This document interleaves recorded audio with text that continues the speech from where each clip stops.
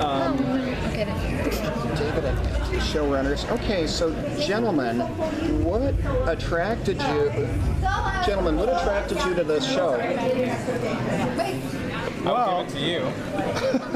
Well, Matt created the show, and he wrote the script, and you should really ask him that question. What attracted me was a great script. One of the best pilot scripts I've ever read. I've worked for 30 plus years, 34 years. Wow, 36 years. I worked for a long time as a writer, and this was such an exciting project to get to be part of it. All of it was in that pilot script that Matt has developed. Matt, how did you develop it? Yes, Matt, I'm from Michigan, so are you from Michigan? Yeah, what part? I'm from the Detroit area. I live in Canton. What about you? Oh, my mom worked at the Meyer in Canton. Okay. On Ford Road. Yes, I was there last week. Oh, yes. Cool. What attracted me to this show was the opportunity to get to work with David Goodman. Who you didn't know? Who I didn't even know who he was. 5 years before. No, so the short answer is I really needed an agent. So I started brainstorming what's a good script idea to do, and something that was on my mind at that time a lot in 2019 was the idea that we're kind of living in this post-faction age, like using social media and what we see on cable news and all of that stuff. It just seems like, you know, decades and decades ago, you could trust the news, you could trust what you hear from your friends, trust these things. Now everything is in question, and when lies kind of get disseminated as truth, that starts to warp people's versions of reality, and suddenly they're living in a world that other people are not. That's a really scary idea. So that was going on in the world I was living in, and I very quickly connected that to the 80s and the Satanic Panic and what was going on back then, because it's not really that different. You know, you had people saying that Ozzy Osbourne, the Smurfs, and Jason Voorhees were going to turn your kids into Satanists and kill you in your sleep and do all of those crazy things. And that didn't happen. It wasn't true, but so many people got worked up into such a fervor over it that people got incarcerated, bad things happened because of it, and it was all based on this unfounded fear of the occults that just truly, it was smoke without fire. Why in Michigan? I'm sorry, I just want to ask about it, and it's all... Why in Michigan? One, you write what you know. I grew up in Ypsilanti, so that had a lot to do with it.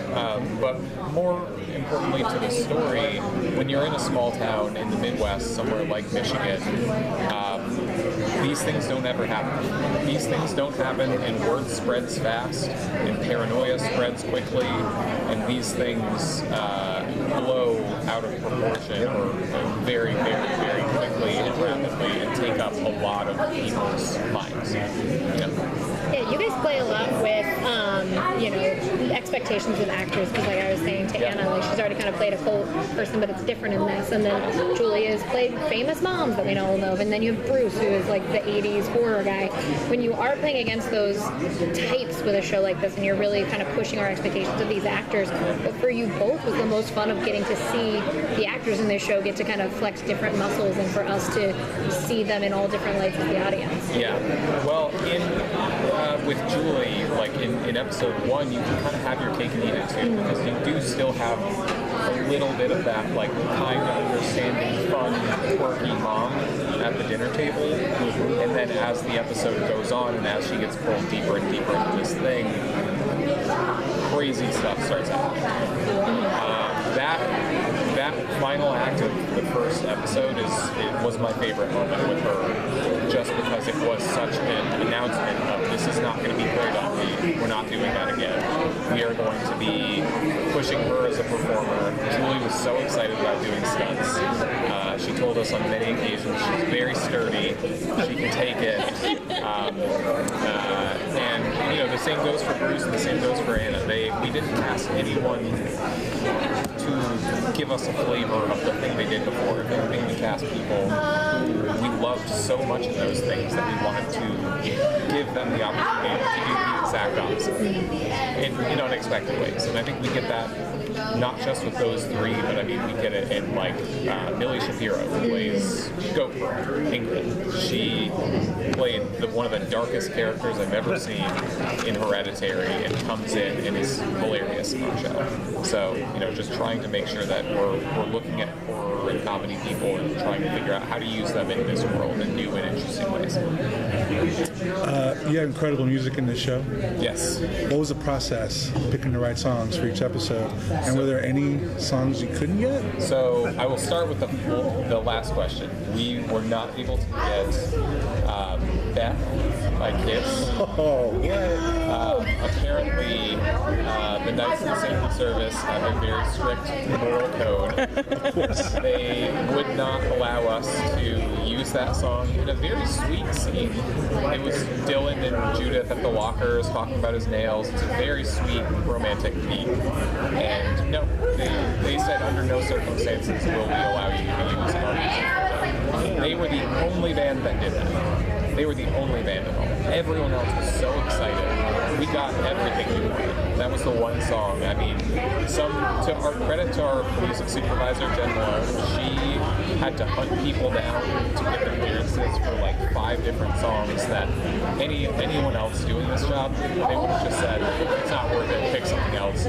She went and got the exact right thing. She's the coolest person I've ever met, and really made that soundtrack Jen Malone. Thank you. She's worked on Wednesday and Euphoria and a bunch of other great stuff. So if you found yourself in a horror franchise, which one do you think you're most likely to survive?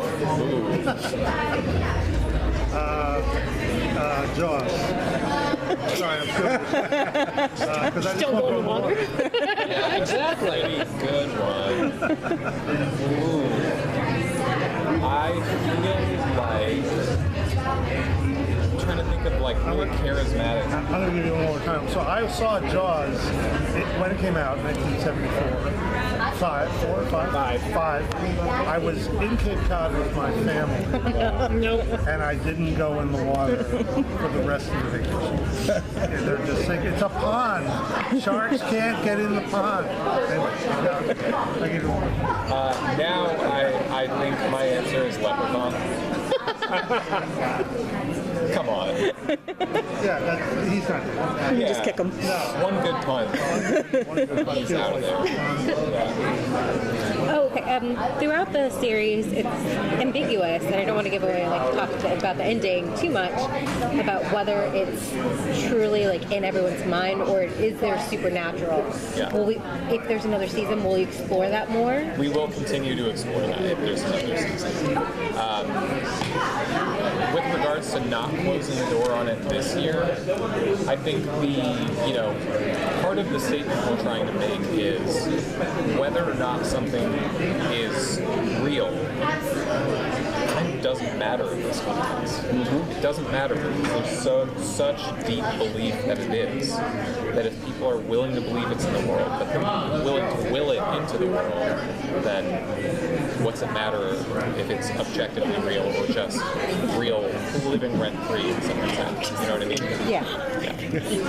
How did you assemble such an all-star cast with this many great people? Did you have them in mind when you were writing, and was there anyone you could not get? No one we couldn't get. We were so lucky to have gotten Julie on board at the beginning. Julie was one of the first actors, she was the first adult actor to sign on. And I think that gave us such credibility to have a 2-time Emmy Award-winning actor leading this show. Now suddenly it goes from being this script by a relatively unknown writer into the new Julie Golden Coach. And now suddenly, oh my god, Am's going to be on the show too. And Bruce is Actually, Bruce was the last guy through the it was. And part of that was character Dandridge initially wasn't in the pilot, and we developed that character. Matt and I and the staff have developed that character, and so in a certain way, it wasn't until we'd written the scripts that I think Bruce could see, oh, this is worthwhile. But he was last one to go, and that was a truly exciting moment. Yeah. We're such fans of his for him to sign up. Yeah, I mean, he's a native Michigander. He escaped from where I escaped from. It's like we have the same disease, you know. Where to? No, that's our time, I think. But thank you guys. Awesome. Thank you. Thank you. Thank you all so much. Hey, let me Great apologize. I wasn't trying to dominate the conversation. Okay.